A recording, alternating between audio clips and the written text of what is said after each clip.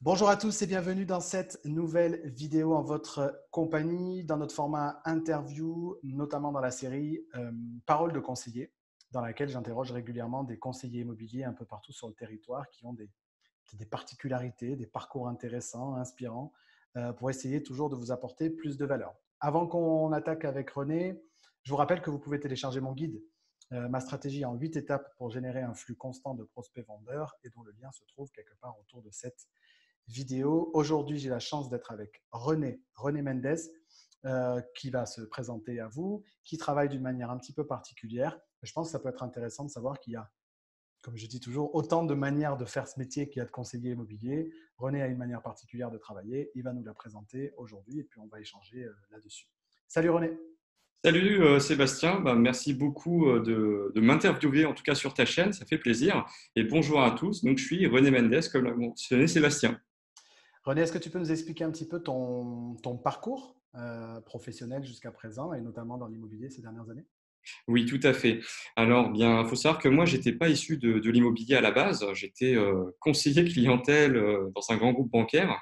Et du coup, j'ai changé de vie justement pour l'immobilier il y a maintenant 3 ans. Donc, je me suis lancé dans un réseau de mandataires indépendants au départ, dont je ne citerai pas le nom. Et par la suite, j'ai rejoint un autre réseau. Et puis, désormais, je suis en train de créer mon propre réseau avec des associés, donc qui verra sûrement le jour entre la fin et le début d'année prochaine. Voilà. Merci en tout cas pour ce partage, René. Tu es là pour une raison bien précise, c'est que tu travailles avec un mode de fonctionnement qui est particulier, qui se développe dans la profession, notamment avec quelques leaders d'opinion qui poussent cette manière de travailler. J'ai moi-même, comme on se le disait hors antenne, tiens, hors antenne, comme si on était à la télé. On en discutait juste avant, donc j'ai notamment une des membres de mon programme de coaching qui travaille de cette manière-là. Et donc, je voulais t'interroger pour que tu nous expliques comment tu travailles. Et puis, je te poserai quelques questions complémentaires. Explique-nous. Ça marche. Alors, comment je travaille? Alors après, chaque conseiller, comme tu l'as dit, a sa manière de travailler. Effectivement, donc moi, je vais en exposer une. Il y en a peut-être qui seront d'accord, d'autres pas d'accord. Je vous invite à commenter la vidéo de Sébastien pour nous donner vos impressions directement.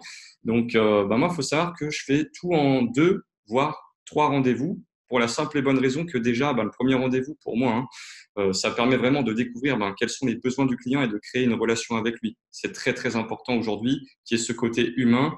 Je veux dire, pour moi, un conseiller qui arrive et qui a déjà une estimation toute faite sans même avoir vu le bien, sans même s'intéresser au projet des gens, c'est compliqué, c'est juste pas possible. Donc moi, je conseille vraiment de développer, de créer une relation sur le long terme et de pas de faire juste du one shot. Déjà, premièrement, c'est très important. Donc, ce que j'aime bien faire, du coup, c'est le premier rendez-vous. Voilà, je prends les renseignements, je prends les infos sur le bien, photos, tout ce que vous voulez. Mais voilà, moi, c'est vraiment la manière de bosser que j'ai. Et en deuxième rendez-vous, justement, voilà, je reviens avec les éléments probants, les preuves concrètes de ce que j'avance. Ça sort pas de mon chapeau. Donc voilà, c'est vraiment pour aussi amener le client vers la réalité et là où on veut directement, mais dans la réalité pour justement pouvoir vendre le bien. Et puis, troisième rendez-vous, si c'est pas le bon moment, justement, la prise de photos, etc. Maintenant, pendant ce deuxième rendez-vous, la plupart des gens qui font des R2 comme moi, ils vont proposer de signer le mandat et puis on commence quand. C'est une manière de faire, effectivement, mais je la propose toujours, malgré cette nouvelle méthode que je vais vous citer là. Mais c'est vrai qu'il existe aujourd'hui d'autres méthodes qui peuvent amener le client à réfléchir différemment.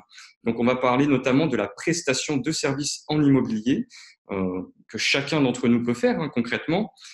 Bien sûr, il y a des choses à savoir. On n'en parlera pas forcément dans cette vidéo, mais je vais vous expliquer vraiment les grandes lignes. Et puis voilà. Alors, pour Donc, commencer, tu bosses, pardon, je te coupe, donc tu bosses tout ou partie en prestation de service, donc ce qu'on appelle en prestation de service. Donc, ça veut dire que tu fais ce qu'on appelle de la désintermédiation, parce qu'aujourd'hui, les professionnels de l'immobilier sont des intermédiaires, donc travaillent en intermédiation, sont rémunérés pour cette mise en relation entre un acquéreur et un vendeur. Toi, tu as dans ton arsenal la prestation de service, qui est donc une facturation à l'acte, c'est ça? alors, en fait, une prestation de service, c'est un peu comme quand on va voir un médecin ou un avocat. Généralement, on le paye tout de suite, et puis on a ces services qui sont délivrés dans le temps.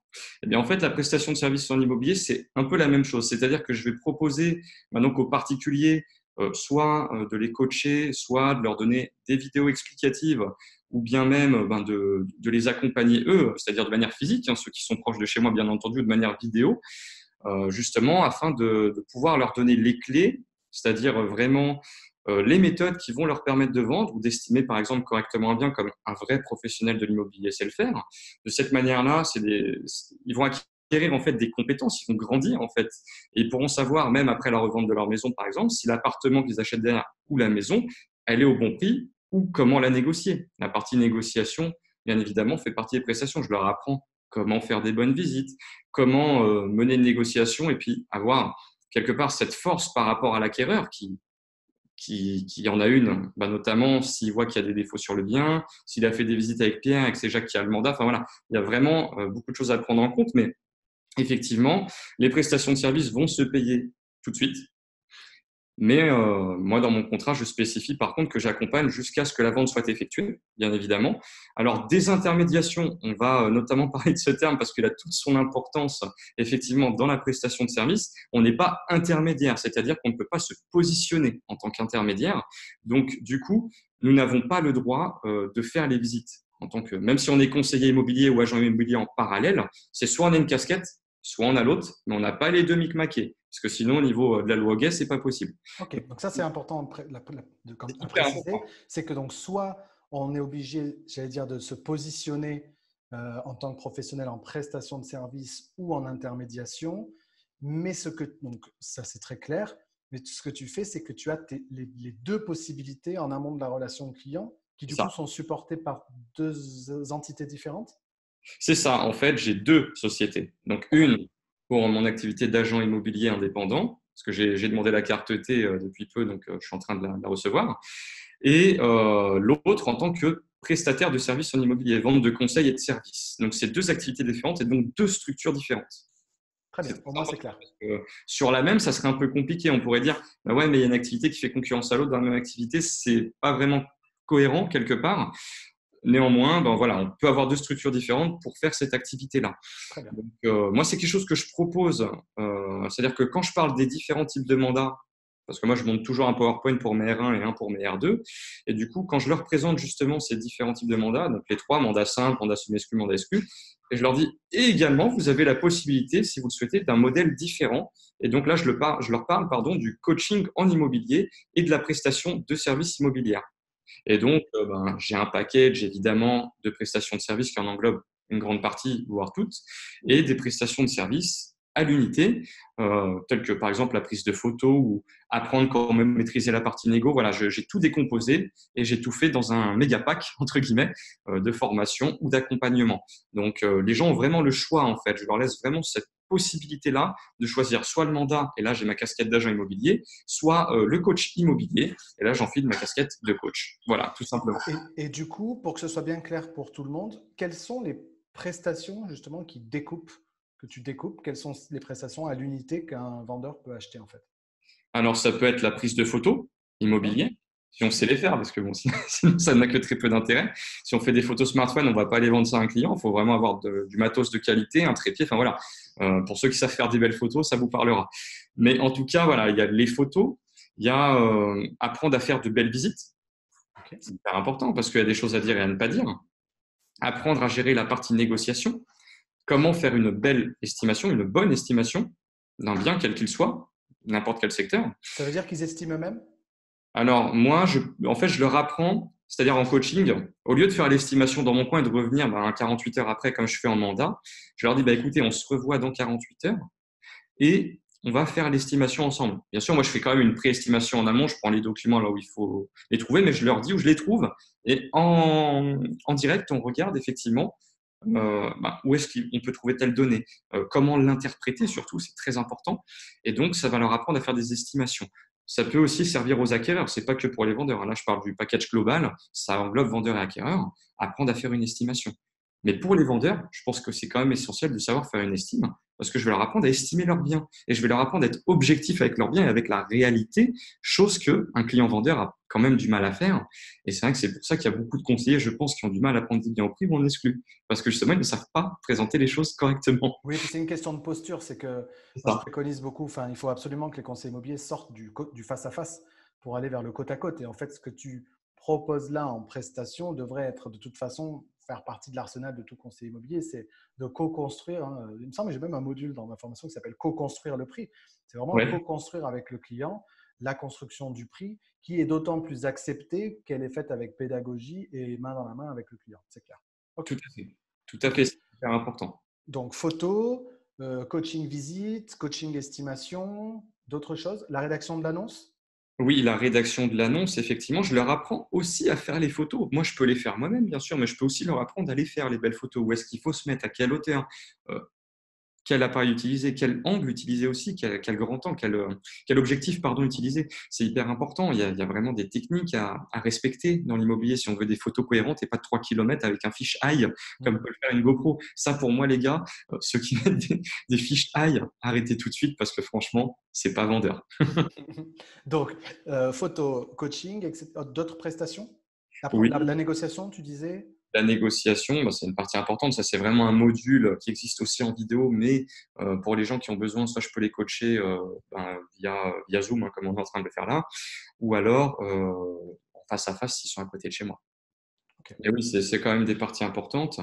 Après, là, je pense que je vais créer aussi d'autres prestations, mais plus haut de gamme, c'est-à-dire pour les maisons hein, ou les villas ou les bastides. Enfin voilà, il y aura quand même des prestations plus haut de gamme, donc des prestations qui coûteront aussi plus cher, hein, mais qui vont apporter, je pense, vraiment une valeur ajoutée aussi bien aux vendeurs qu'à l'acquéreur, parce que je vais te donner un exemple tout bête, hein, enfin tout bête, pas tant que ça, mais demain, on a une superbe villa d'architecte à vendre à plus d'1 million d'euros.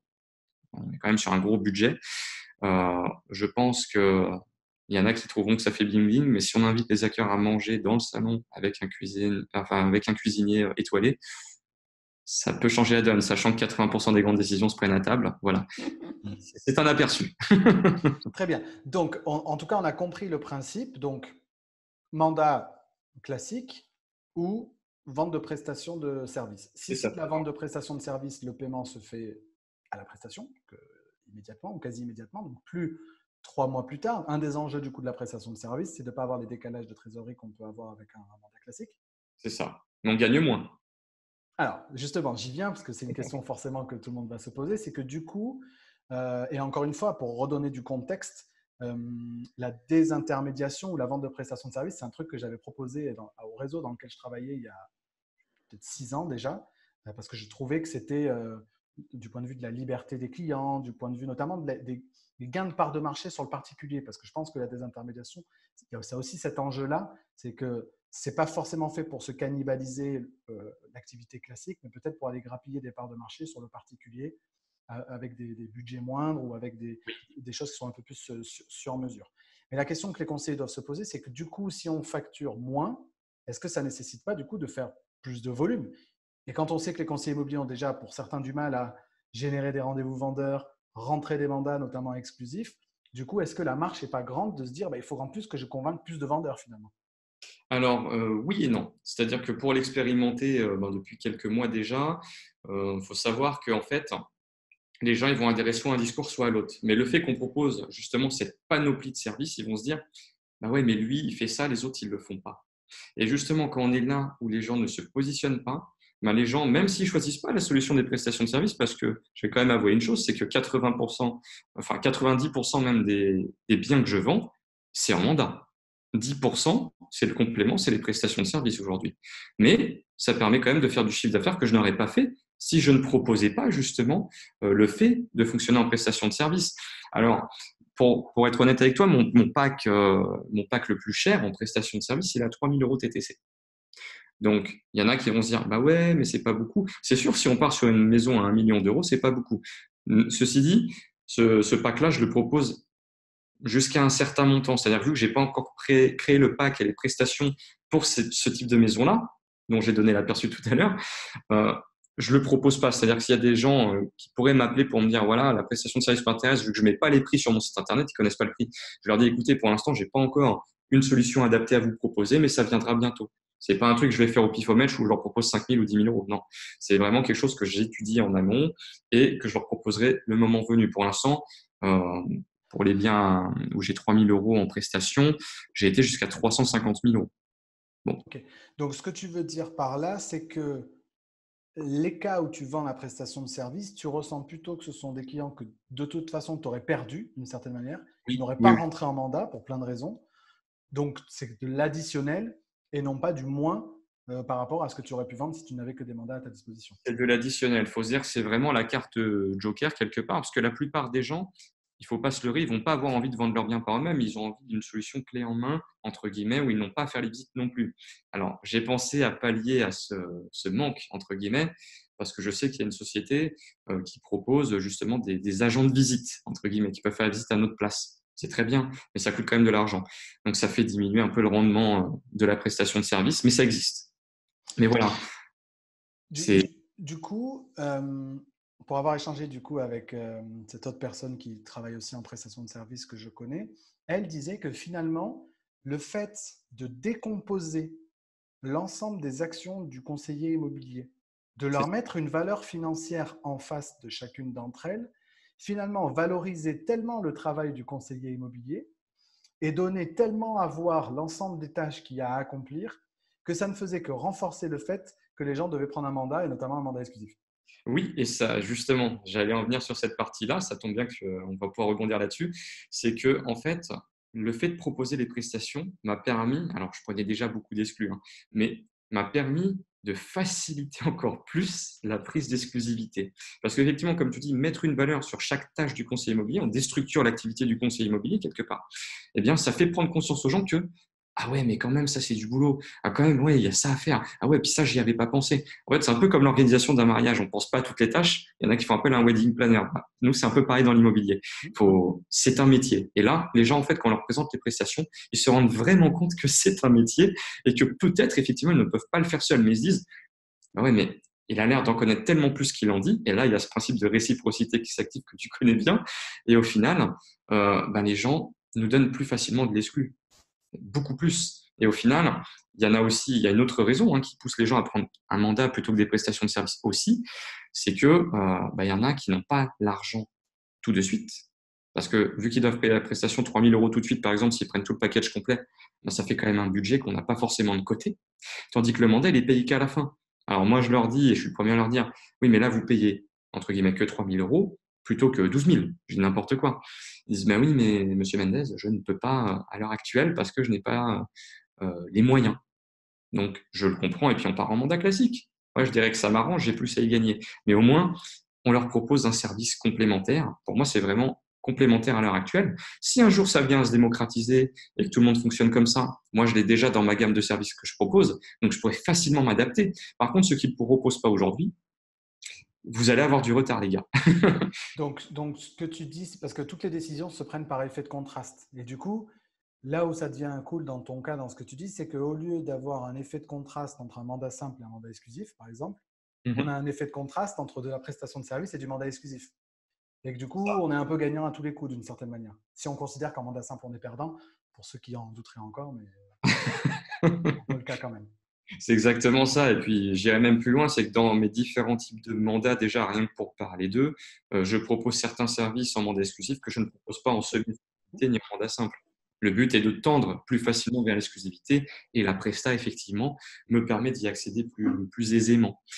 Du coup, parce que ça offre vraiment un choix aux gens. Et donner le choix à ses clients, ça leur donne quand même une belle sensation de liberté dans un métier où de base, il n'y en a pas tant que ça.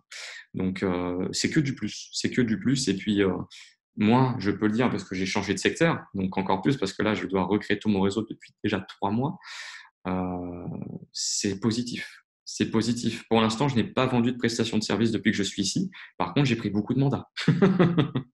Du coup, si on remonte un cran plus haut dans l'entonnoir de conversion, comment est-ce que d'un point de vue marketing, on met en avant cette double casquette, cette possibilité? Est-ce que ça change la manière de prospecter? Alors, ça ne change pas ma manière de prospecter. C'est-à-dire que là, aujourd'hui, je suis à l'étude de nouvelles méthodes de prospection parce que, encore une fois, moi, j'ai pas envie de faire ce que tout le monde fait. Ça ne m'intéresse pas et ça ne fonctionne pas. Je veux dire, un flyer dans une boîte à lettres, je vous estime votre bien gratuitement. On va pas se leurrer. Aujourd'hui, il finit vite à la poubelle et vous aurez juste gâché du papier. Par contre, prospecter de manière différente, comme tu le dis dans tes vidéos, et effectivement, c'est ce que je fais aussi, c'est-à-dire distribuer peut-être quelque chose qui va apporter de la valeur ajoutée plutôt que dire je veux votre bien, je veux le vendre, je veux votre argent. Je pense que c'est complètement différent d'aller vers les gens avec une démarche, on va les aider à leur donner quelque chose plutôt que de leur prendre quelque chose. Et Ok. ça, c'est très, très important. Donc, en tout cas, en matière d'outils et d'approche, ça n'a pas changé ta manière Ouais. de prospecter. Ça m'a juste ajouté une slide ou deux en plus. Ouais, donc en fait, ton canal d'acquisition n'évolue pas. Ça n'est qu'au moment où tu es en rendez-vous avec le client qui découvre le panel d'outils que tu as. À moins qu'ils aient trouvé des vidéos de moi sur Internet où j'en parle.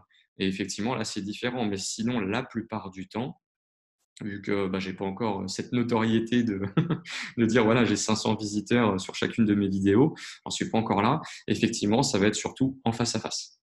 Ok, donc ça n'a pas nécessairement fait évoluer le marketing. Tu ne vends pas la prestation de service au grand public, quoi. Tu n'en parles pas en amont, en fait.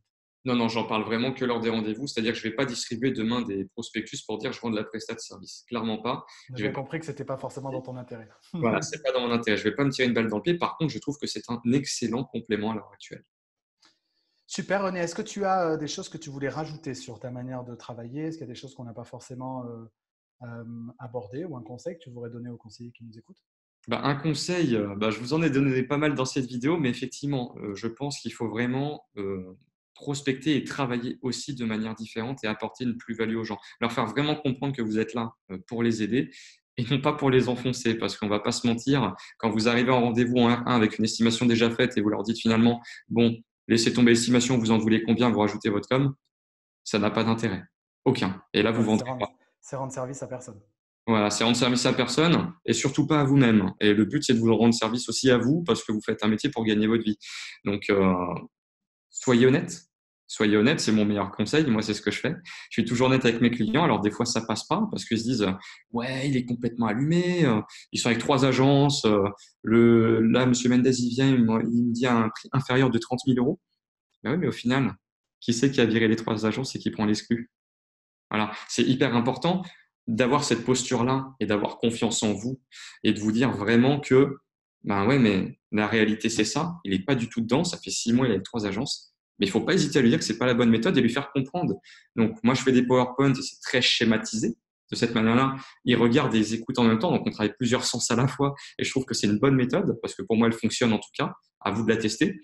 Et de cette manière-là, ça nous permet vraiment de se différencier des autres qui ont fait un boulot à l'arrache, qui ont donné des stats nationales, alors qu'il faut juste se baser au niveau local, à proximité. Et c'est ce qu'ils veulent, la proximité dans l'estimation et avec leurs conseillers. C'est ça qu'ils recherchent.